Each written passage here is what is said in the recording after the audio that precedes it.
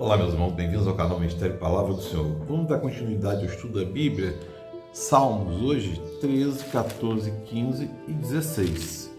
O Salmo 13, vocês vão observar duas coisas quando a gente lê ele logo no começo. Até quando, Senhor, Pai, sempre te esquecerás de mim? Até quando esconderás de mim o teu rosto? Até quando terei inquietações e tristeza no coração dia após dia? Olha para mim e responde, Senhor meu Deus, ilumina meus olhos, ou do contrário dormirei o sono da morte. Os meus inimigos dirão, eu venci, e meus adversários festejarão meu fracasso. Eu, porém, confio em teu amor, meu coração exulta em tua salvação. Quero cantar ao Senhor pelo bem que tem me feito. Vocês podem perceber que o Salmo 13 é um salmo de clamor, pedindo um livramento aqui para uma enfermidade, pode uma doença, pode ser fatal, né? Algum perigo. Mas vocês vão observar duas coisas. O Salmo 13 ele é muito instrutivo, né? Esse salmo que a gente vai ler é muito instrutivo. Ele começa com Davi profundamente angustiado e triste. Profundamente angustiado. Tanto que ele fala aqui, eu dormirei o sono da morte, né? Meus inimigos dirão, eu o venci. Então, a gente percebe que está numa região de angústia terrível. Mas, você vai perceber que a partir do versículo 5 ele fala assim, eu, porém, confio em teu amor, o meu coração exulta em tua salvação. Quero cantar ao Senhor pelo bem que tem me feito. Então, ele é muito instrutivo, porque ele começa muito triste, né, angustiado, e termina de que forma? Termina louvando o Senhor, né? De forma com uma alegria exultante, né? Esse salmo aqui, no contexto aqui, muito provavelmente ele em um período ali da unção de Davi, que esse ia ser o futuro rei, né? Quando foi ungido por Samuel e não foi colocado no trono por ele, né? E o Salmo 14 diz a seguinte coisa, diz o tolo em seu coração, Deus não existe, corromperam-se e cometeram atos detestáveis, não há ninguém que faça o bem. O Senhor olha para os céus, para os filhos dos homens e vê que se há alguém que tem entendimento, alguém que busca a Deus, todos se desviaram, igualmente se corromperam, não há ninguém que faça o bem, não há nenhum sequer. Será que nenhum dos malfeitores aprende? E vocês estão percebendo aqui que está colocando caracterização do ímpio, né? Mas a gente vê aqui uma outra questão mais profunda, a questão do ateísmo, né? E aqui caracteriza muito bem dois tipos de ateísmo que a gente tem, o teórico e o prático. O teórico é aquele que negam conceitualmente a existência de Deus, né? Ou seja, ele nega conceitualmente a existência de Deus, mas na hora H Deus me livre, na hora do socorro ele pede Deus me livre, né? E o prático é aquele que diz que embora Deus exista, vive como se ele não existisse, ou seja, é como se alguém que se apostatasse da fé, conhece Deus, mas vive fora da lei, fora dos mandamentos, né? Isso aqui é como aquele pecado contra o Espírito Santo que não seria perdoado, né? Você negar as obras dele, né? É como se Deus não existisse. Ele vive quase que de forma automática, sem a presença de Deus, como se Deus não existisse, embora ele saiba que Deus exista, né? Ele sabe que Deus existe. E o Salmo 15, meu irmão e minha irmã, é um salmo muito importante e muito esclarecedor. Também é um salmo de Davi, né? Salmo davídico. Senhor, quem habitará no seu santuário?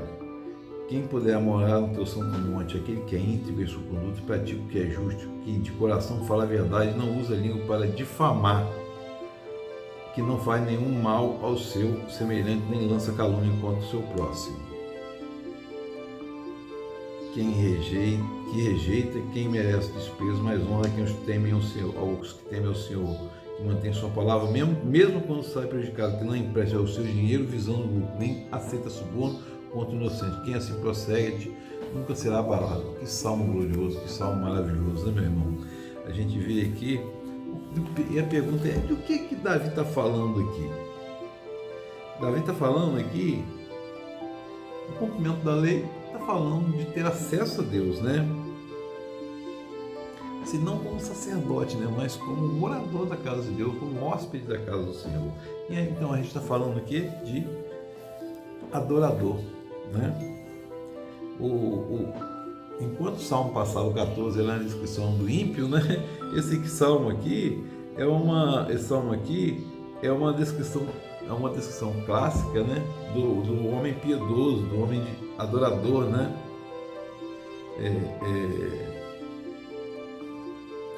O caráter adorador do piedoso é salientado, é mostrado claramente, né?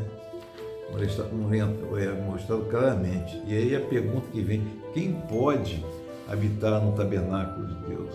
Né? Aí você vê uma coisa, que morar é uma ação, morar quer dizer, você está lá salvo na eternidade, é uma ação permanente, que lembra o quê? A bem-aventurança eterna do céu. E é interessante observar que a gente fala às vezes da palavra Shekinah, que não está na Bíblia. A palavra Shekinah não existe na Bíblia. Mas no hebraico o termo morar é Shakan, que dá origem à palavra Shekinah, que se refere à presença, à habitação da glória de Deus no santuário. Entendeu? Ou seja, Davi está dizendo que o maior desejo dele é o quê? É habitar na casa de Deus para sempre. Né? Muito interessante esse aprendizado desse Salmo número 15. Né? Esses 4 salmos que a gente escolheu se encaixam perfeitamente. E o Salmo 16, um poema também, né? Protege-me, ó Deus, pois estou em ti me refugio. Ao Senhor declaro, tu és meu Senhor, não tenho nenhum bem além de ti. Isso aqui até é o hino de um hino, de uma música, né? Davi não quer ter nada, ele está claramente que ele não quer nada, não há outros deuses para ele, né? Grande será o sofrimento que corre atrás de outros deuses, não participarei de seu sacrifício sangue levado, nem mencionarão os seus nomes. Tu és a minha porção, o meu cálice, és tu que garante meu futuro. É mais ou menos com o Salmo, a gente vai ver o Salmo 23, meu cálice transborda, né? Passos verdejantes. Porque em meio a todo sofrimento, você tem certeza que Deus ele não vai estar, ele não vai estar, ele não esteve. Jesus fala, estarei com você até o fim dos tempos. Está conosco todo o tempo. A presença dele, como diz é real em nosso viver. Entendeu? A gente é sustentado pela presença de Deus, pela fé em Cristo, pelo conforto do Espírito Santo, meu irmão, minha irmã. E aí é interessante observar esse Salmo 16. Porque tu não me abandonarás no sepulcro, nem permitirás que o teu santo sofra decomposição. Esse salmo aqui também, esse pedaço aqui é um salmo messiânico que fala de quê? Jesus foi à sepultura 3 dias, não houve decomposição, por isso que ele está falando aqui, está falando aqui claramente da ressurreição de Cristo. Não me abandonarás no sepulcro. Jesus não foi abandonado no sepulcro, levantou-se dele, né? Nem sofreu decomposição do sepulcro. Teu santo, característica de Deus ou de Jesus Cristo, né, meu irmão, minha irmã?